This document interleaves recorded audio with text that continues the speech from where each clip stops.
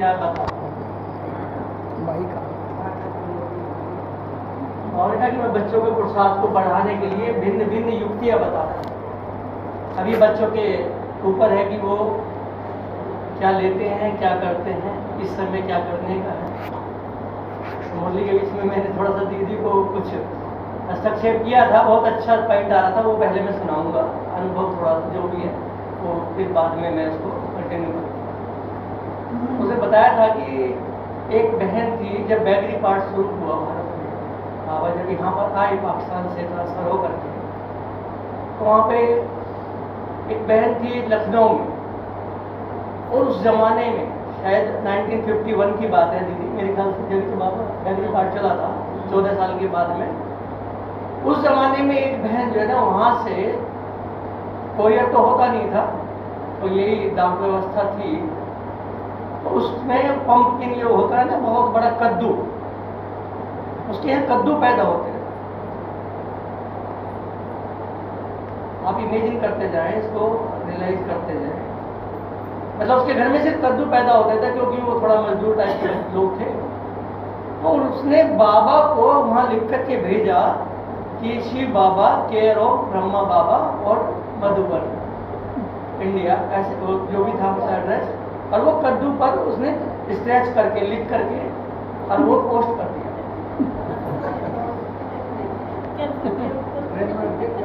Parcel कर। उस time पे जो हम वहाँ बैठे तो हमें ये चीज़ बहुत ही एक स्टंड किया उन्होंने, मतलब हमें एकदम आश्चर्य हुआ कि बाबा से प्यार देखो। उस टाइम में वहाँ पर खाने को कुछ भी नहीं था, 380 भाई बहने थे, और जो कि राजा रानियों के बच्चे थे, सोचिए इतने धनाढ़ थे वो, जिनको खाने के लिए जब वो भारत में ट्रांसफर हुए तो उनके पास में कुछ नहीं था, क्योंकि सारा वहाँ पर छोड़ के आ गए थे। यहाँ कितना लाते, बस वो कपड़े लाए, अपना देखा हुआ बाबा ने कहा कमाना नहीं है, दाता के बच्चे किसी से मांगना नहीं है। तो वहाँ से वो ऑटोमेटिकली, क्योंकि खाना बनना था, फिर बाबा ने कहा कि इसकी सब्जी बनाई जाए, और फिर उससे उस टाइम का भोजन तैयार हुआ। तो इसे सोच सकते हैं कि जिसने वो चावल दिया, खाना दाना दिया, उसको बाबा क्या दे देगा।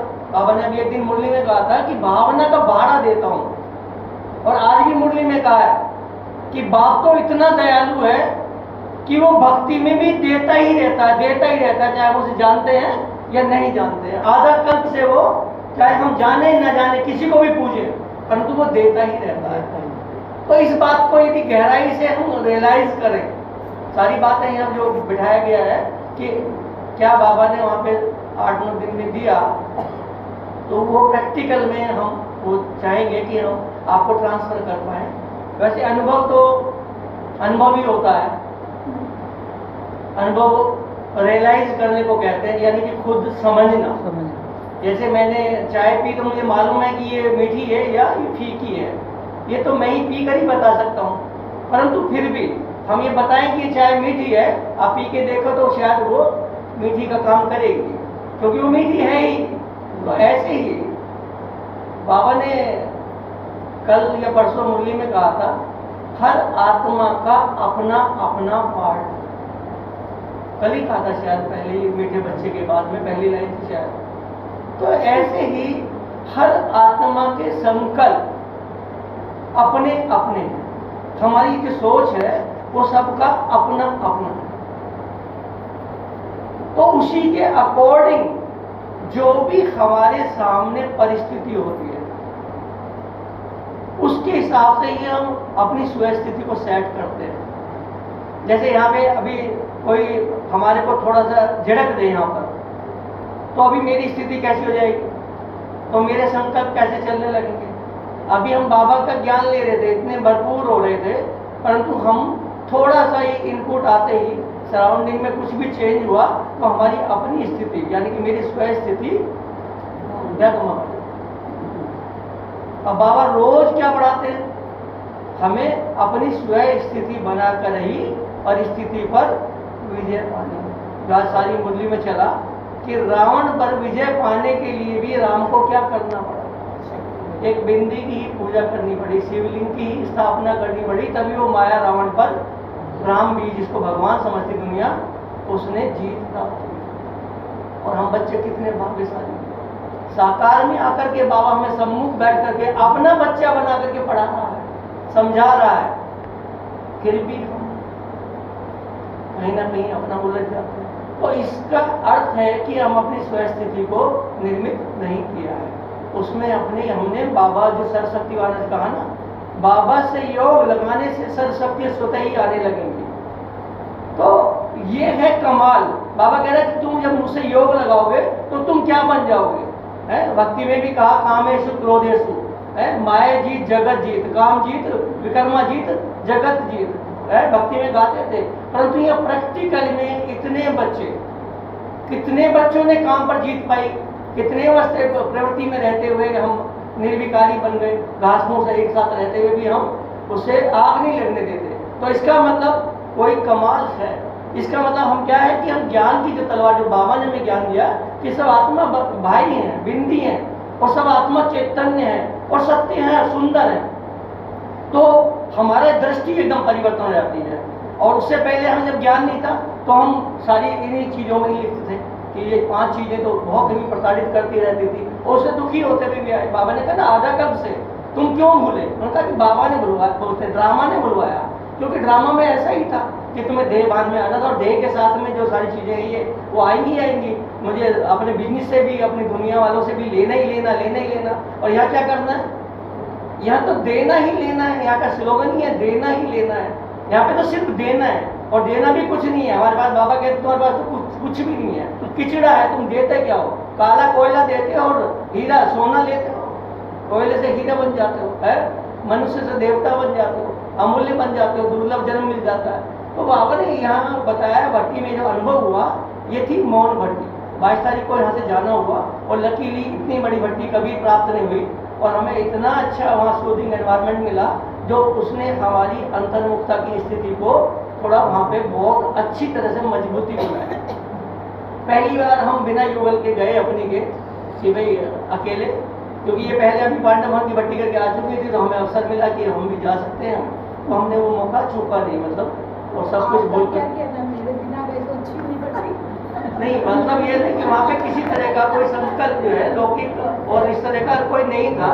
वरना ये कहते थे भाई यहाँ खड़ी हो, यहाँ आ जाओ, तो उसमें 5 मिनट 10 मिनट तक इनकी वेट कर रहे हैं। बताया यहाँ पहुँच गए वक्त लोग, मतलब पहुँच बाबा के तुमने बताया, ऐसा हो जाता है बहनों का, भाइयों का भी, दूध का भी, है ना। दीदी ने भी कहा यहाँ पहुँच जाओ, और हम पहुँच कहीं और रहे, मतलब दीदी का पहाड़ी पर पहुँचना है और हम पहुँच गए पांडव भवन। तो ऐसा होता रहता है, समय उसमें लग जाता है, क्योंकि लौकिक में भी हमें उसमें प्रैक्टिकल में आना पड़ता है। अगर नहीं गए तो वेट करोगे। हाँ, थोड़ा सा उसमें निश्चिंता आ गई, तो हमें अपने साथ रहने का, अंतर्मुखी बनने का, वहाँ पर टोटल मौन भट्टी थी, तो मौन भट्टी के कारण हमें बहुत ही अजीब अनुभव हुआ। हमें जो एकोमोडेशन मिली इस बार, हमें वो 2 रूम की एकोमोडेशन मिली, 2 बेड वाली एकोमोडेशन, लकीली जैसे भी बाबा ने मतलब ड्रामा बनाया, तो उसमें हमारे में कोई भी ऑक्युपेंट्स नहीं था, ओनली आई वॉज देयर। आप सोचिए 500-600 लोगों की भट्टी थी, और सारा विष्णुपुरी फुल था, और हमें कमरे में मैं अकेला हूँ। तो ये सब ड्रामा बाबा ने बनाया हुआ है। तो ये अंतर्मुखता की स्थिति को बढ़ाने के लिए बाबा बहुत मदद कर रहा था कि ये बच्चे को बाबा कुछ देना चाहता है। तुम्हें बच्चे को कभी संकल्प चलते रहे होंगे, वो परेशान होता होगा कि भी ऐसा होता है, वैसा होता है, या फिर वो होता है, तो बाबा ने उस संकल्प को भी धो दिया। मतलब तो अंतर्मुखता से हमारी जो अपनी स्थिति है वो इतनी स्ट्रोंग हुई। हम वास्तव में, आप विश्वास मानो, जिस ग्रुप में हम गए थे तो वहाँ पे कम से कम 21 और 18 39% थे, और हम किसी के साथ में नहीं थे।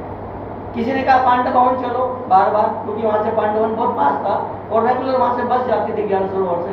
हम कहा कि हम पांडव भवन बहुत पूरा दिन गुजारा है, अब हम नहीं जाएंगे, हम अपनी स्थिति बनाएंगे। वो लोग बार बार पांडव भवन जा रहे थे, अपने ने किसी का भी साथ वहाँ नहीं लिया। तो बाबा कहते कि अंतर्मुखी बनो। तो ये एक तो पॉइंट था कि हम मौन से अपनी स्वस्थिति की अवस्था को जमा सकते हैं। जितना हम साइलेंस में रहेंगे उतना हम अपनी स्थिति को मजबूत करेंगे। अब क्लास में भी साइलेंस रह जाएंगे, या तो नरेश भाई बहुत बोलता है क्लास के बीच में, यहाँ भी क्लास में शांत रह जाएंगे, तो जो क्वेश्चन है, जैसे टीचर से प्रश्न करता है स्टूडेंट, तो स्टूडेंट्स को क्लैरिटी नहीं होगी। जो चीज़ हमें लगता है कि ये चीज़ें हमें जो मालूम पड़ रही है वो दीदी के मुख से निकले, वो दीदी कई बार हमारे को ऐसी बात बताती है जब हम क्वेश्चन करते हैं जो हमारी सोच में आज तक 15 साल में नहीं आया, वो दीदी के मुख से बाबा यहाँ बैठा के निकालता है, तो हमारे को बोलने को प्रॉम्प्ट करता है। वो ऊपर से कुछ पावर है जो कहती है बाबा कि भाई ये बच्चा बोले, क्योंकि इतनी क्लास में फिर भी हम बोलते हैं, हमें और भी लगता है, परंतु फिर बाद में हमारे यहाँ घर में डिस्कशन भी चलता है कि भाई आप वहाँ बोलते बहुत हो।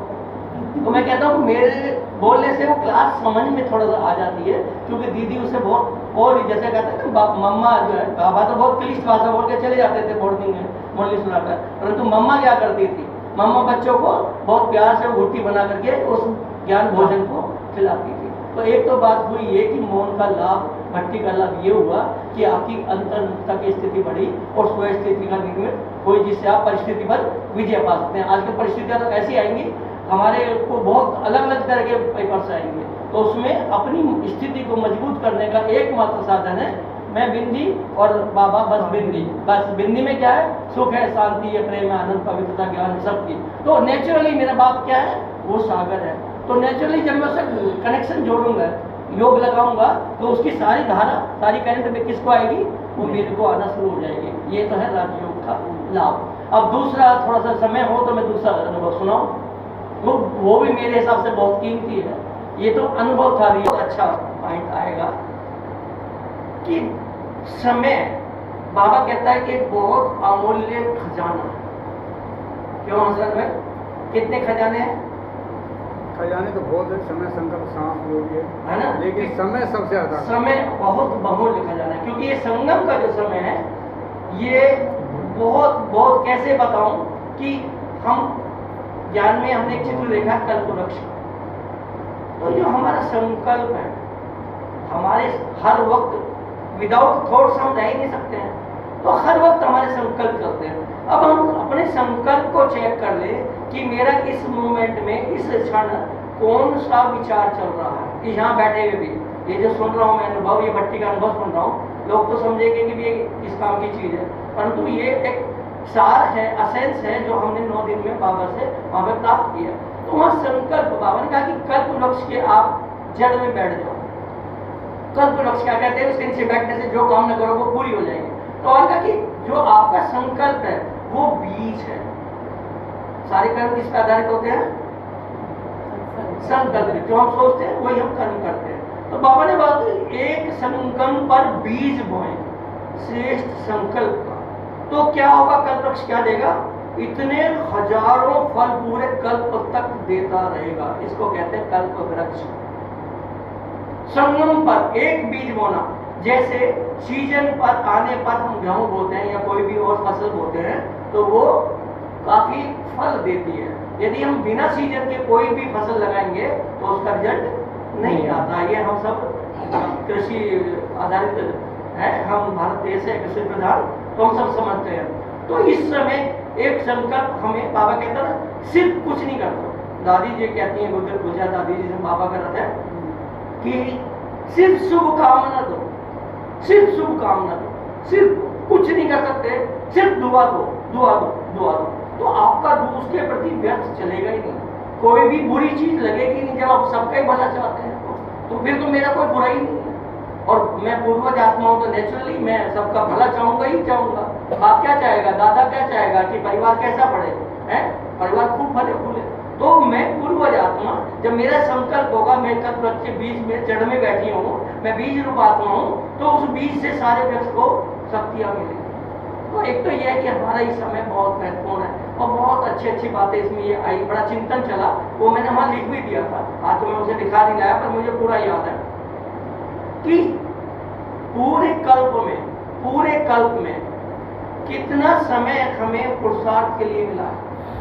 कोई जवाब दे हमें, सब प्रबुद्ध हैं, सब बाबा के बच्चे, ज्ञानी बच्चे, कितना समय हमें पुरुषार्थ के लिए मिला है। पुरुषार्थ मतलब आत्मा के लिए, पुरुष माने आत्मा, परम पुरुष माने परमात्मा और प्रकृति, तीन चीजों के बीच खेल चलता है, सारा ड्रामा चलता है सृष्टि में।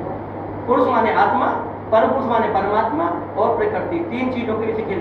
तो पुरुषार्थ यानी कि आत्मा के लिए हम कब पुरुषार्थ करते हैं, संगम पर ही क्यों करते हैं हम पुरुषार्थ। हाँ, नॉलेज देता है, यानी कि हमें आत्मा का पहले ज्ञान ही नहीं था। आधा कल्प से कि हम भगवान को याद कर रहे थे, परंतु हमें आत्मा का ज्ञान किसने दिया? आज भी बाप ने बताया कि मैं बिंदी हूँ और तुम भी बिंदी हो, और तुम्हारे में अविनाशी पार्ट भरा हुआ है, बहुत शक्ति है तुम्हारे अंदर, बहुत शक्तिशाली आत्मा, अविनाशी है वो भी शक्ति, अखुट है, मिटती ही नहीं। हिम्मत से देता तो हाँ, बाबा हमें आत्मा के लिए पुरुषार्थ करना। पहले उसने बाबा ने हमें आत्मा का ज्ञान दिया, तुम आत्मा बिंदी हो और मैं तुम्हारा बाप भी बिंदु हूँ, मैं सरस्वतीवान हूँ, तो मेरे बच्चे भी, सूरज भाई कहते हैं शेर का बच्चा क्या होगा? शेर ही होगा। तो हम बाबा के बच्चे, सरस्वतीवान ऑलमाइटी के बच्चे हम कैसे होंगे? नेचुरली हम भी, यदि हम अपने स्वरूप में टिक जाएं कि हम आदि में कौन थे? देवता, जो पूरे विश्व पर राज्य करते थे, लक्ष्मी नारायण, महाराजा महारानी कहलाते थे, भारत सोने की चिड़िया कहलाता था। तो वो कौन थे? बाबा बताए तुम तो जानते नहीं, मैं जानता हूँ। ब्रह्मा को कहा ना, तुम अपने पूर्व जन्मों को जानते ही नहीं हो, मैं जानता हूँ।